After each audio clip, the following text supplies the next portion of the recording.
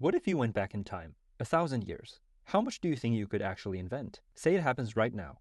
No warning, you blink and you're standing in a field and it's the year 1000. You look around. The houses are made of wood and mud with roofs made of straw. People are wearing rough, itchy wool, all of it dull gray-brown because only the rich people can afford colored clothes. There are cows pulling wooden plows in the dirt, farmland stretching to the horizon, and far off on a hill, a wooden fort with a flag on top. And once the shock wears off, a thought starts to grow. You are 1,000 years ahead of every single person here. Cars, planes, phones, electricity, you know about things that these people can't even imagine. You're not just going to survive here, you're going to drag this whole world into the future. You'll invent everything. They will probably crown you emperor. So before we go any further, try this. Pause the video for a second and actually think about it. If it were you, dropped into the year 1000, what's the one thing you could try to invent first? Drop it in the comments and then keep watching, because by the end, you'll know if you could actually pull it off. But before you start dreaming about how rich and famous you'll be once you drag the future forward, there are a few things you should probably know first. Let's start with an important warning. You probably can't tell anyone what you are. Saying you come from the future is not an idea that the year 1000 can hold. To them, there's no such thing as a time traveler. But there is such thing as a person who knows things that no normal person should know. And back then, they had a word for that. A witch or a sorcerer. Possessed, sent by the devil, and depending on where you land and who's listening, that reputation would get you thrown out of the village or killed. And even if you keep quiet and just start improving things, you're still not safe. Every village already has someone whose whole importance comes from being the one who knows best. The healer, the wise old elder, the Lord's advisor. And every problem that you solve that he couldn't makes him look worse. Do that enough times and he doesn't need to understand what you are. He just needs to decide that you're a threat. In the year 1000, being too impressive can get you killed. You'd have to move slowly, quietly, and let other people take the credit. Then there's disease. This whole world is full of sickness your body has never met. Smallpox is everywhere, and you've never had it. And you were never given the shot for it because the world stopped needing that shot about 50 years ago. There's no doctor with medicine out here. No pills. A cough you'd ignore back home could probably kill you in a week. But this is a thought experiment, so let's hand you some plot armor. You can't get sick, you've learned the language, and slowly and carefully, people have started to trust you. Now, what could you actually build for them? Start with what you're picturing. Let's say the light bulb. You know exactly what a light bulb is. You've seen 10,000 of them. You could draw one right now. The glass bulb, the tiny glowing wire inside, the metal screw at the bottom. Now look at your drawing. That tiny wire, what is it actually made of? It's a metal called tungsten. Nobody will even discover it for another 800 years. It only melts at 3,000 degrees, and it has to be pulled into a thread thinner than a human hair. The glass bulb can't have normal air inside it either. The air would burn the wire up in seconds, and the screw at the bottom connects the whole thing to the real problem, electricity. Because almost everything you're imagining, the phone, the lights, the machines, start with electricity. And electricity is 800 years away. So here's the honest truth. You know what a light bulb looks like. You know everyone around you uses one. You even know why it's useful. But could you actually build one? Could you even explain how to build one to someone who doesn't even understand a single word you'd use to describe it? Here's a fun way to feel this. Try it with a friend. Pick anything in the room and take turns explaining how you'd build it from scratch in the year 1000, start to finish. Most people don't even make it past a wooden table, because to build a table, you need a saw and nails or screws, and you can't explain how to make any of these either. And this isn't just you, it's how the whole modern world works.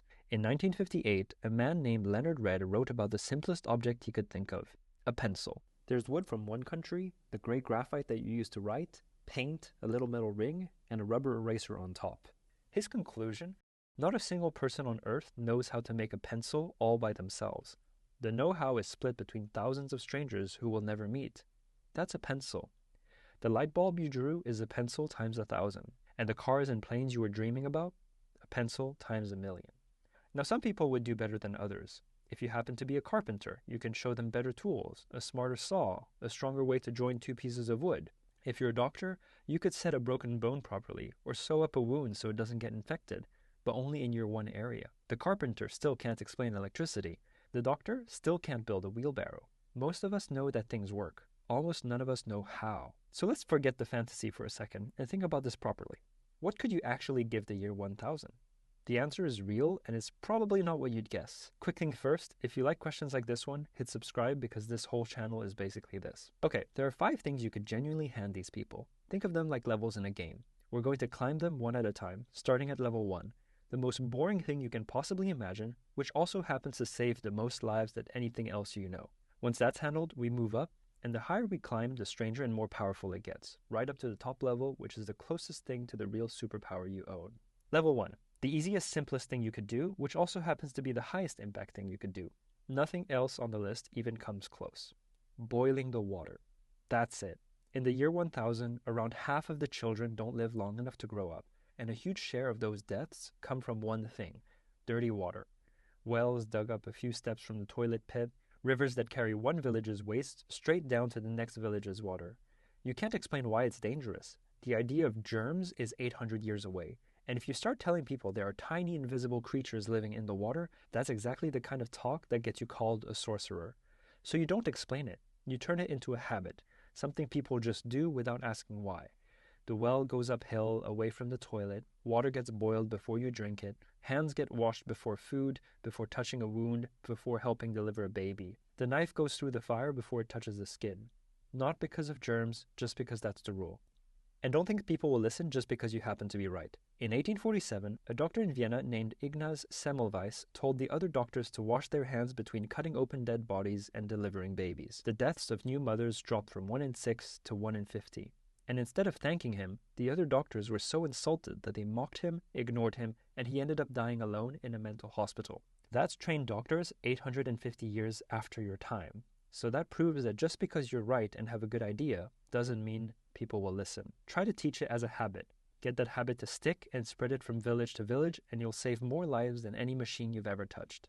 You showed up dreaming of light bulbs, but your first miracle is actually just a pot of hot water. Level 2. Food. Here's the number that explains the whole year 1000.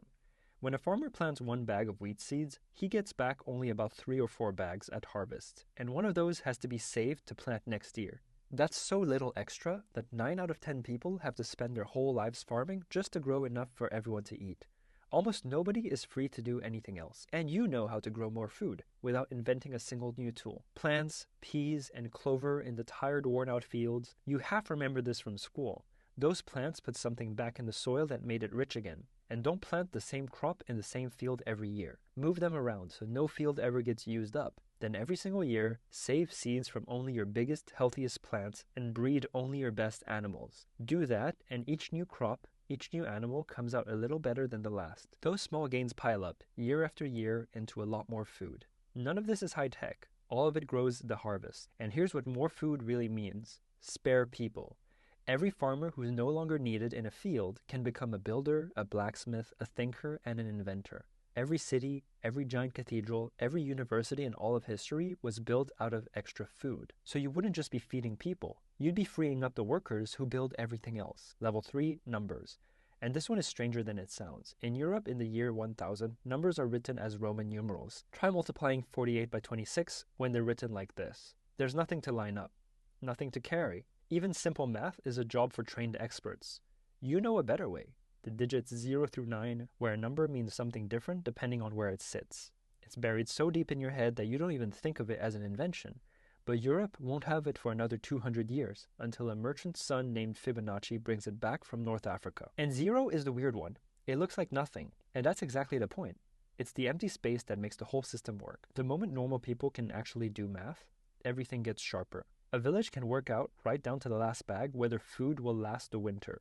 A trader can spot the mistake in his accounts. And here's one more trick from a few hundred years later. Write down every deal twice. The double ledger principle. Once money comes in, once money goes out. And the numbers start checking themselves for lies. A gadget impresses one village, but being able to count and keep records runs a whole kingdom. Level 4. Simple machines. And no, not engines, much simpler than that. Believe it or not, in the year 1000, Europe doesn't even have the wheelbarrow. 1 wheel and 2 handles, and that's still 200 years away. Meanwhile, China has had it for 800 years already. The future keeps turning out to already exist, just somewhere else. A wheelbarrow lets one person carry what used to take 2. A rope looped over a wheel, a pulley, lets one person lift what used to take 5. A handle turning a set of gears lets you spin something heavy with one hand instead of your whole body. None of it would impress anyone today. And this is exactly why it works. Each one can be built in a week out of nothing but wood and rope by the local carpenter from a drawing you scratch into the dirt. And each one roughly doubles what one person can get done in a day. The future isn't one giant machine, it's everyone's ordinary day doubled. Level 5, and here's one that's more fun: sending messages across distance. In the year 1000, news travels at the speed of a horse. Word that the king has died can take weeks to cross his own kingdom. An enemy army can show up before the warning does. They already had signal fires, a fire on a hilltop that means the enemy is coming. But a fire can only ever say one thing. You know the upgrade. And it isn't a machine, it's an idea, a code. Any message can be broken down into letters, and letters into a few simple signals: short and long, up and down, flags in the daytime, lanterns at night. Build towers close enough to see each other, and put the same code book in every tower, and a full sentence can cross the whole country in hours instead of weeks. And this isn't a fantasy. When France actually built this in 1794, a chain of signal towers with no electricity anywhere, a message could travel from Paris to the border 200 kilometers away in about half an hour. There was nothing stopping people from building it 800 years earlier. The towers are just wood, and the code is just ink. And while you're at it, write everything down: the water rules, the farming tricks, the signal code, because a lesson dies with the person who knew it. A book can teach people who haven't even been born yet. So how high does this go? What about the really famous stuff? Printing, steam engines, electricity? Here's where it starts to get hard. Printing needs metal letters that won't crumble, made from a very special mix of metals that Gutenberg spent years getting exactly right. Plus a special ink, and above all, paper. And Europe in the year 1000 doesn't have paper. Books are written on animal skin, and one big book costs a whole herd of animals. And printing with movable letters is about to be invented anyway, over in China by a man named Bi Shang. Somewhere else again. And then we look at steam engines. A steam engine is basically a kettle powerful enough that if you get it wrong, it explodes and kills everyone nearby. And preventing that takes metal parts made so perfectly round and smooth that the skill is still 700 years away. When James Watt built his famous engine, the only workshop in all England precise enough to make his parts was a factory that built cannons. As for electricity, the thing that all your dreams were plugged into, here's the closest you could ever get. The very first battery back in 1800 was just discs of two different metals stacked up in salt water. You could almost build that, except one of the metals is zinc, and nobody in Europe even knows how to make zinc yet. And even if you had the battery, no wires, no motors, no bulbs, years of work for just a single spark. That light bulb you drew in the dirt on day one, this is as close as you will ever get to it. The famous inventions were never really on the table. They sit at the very top of a giant pyramid, and the year 1000 is standing way down at the bottom of it. Which leads to a strange thought. Being 1,000 years ahead sounds like the ultimate cheat code, but you might not actually be the most useful time traveler you could send. Imagine sending back someone from the year 1250 instead, only 250 years ahead of the year 1000. They know way less than you. No phones, no electricity, no idea any of your world exists. But here's the thing, the year 1250 isn't that different from the year 1000. Same kinds of tools, same materials, same way of seeing the world, which means almost everything they know, they can actually build out of the wood, stone, and metal already lying around. Better plows, better mills, better ways to put up a building. Their head start is only 250 years, but every single bit of it works. Yours is 1,000 years, and almost none of it works. It's locked away behind materials that don't exist yet, and machines that need other machines that need other machines. And on top of that, nobody's going to burn the person from 1250 as a sorcerer, because nothing they say sounds insane. They're just a clever traveler from a place that's a little further along.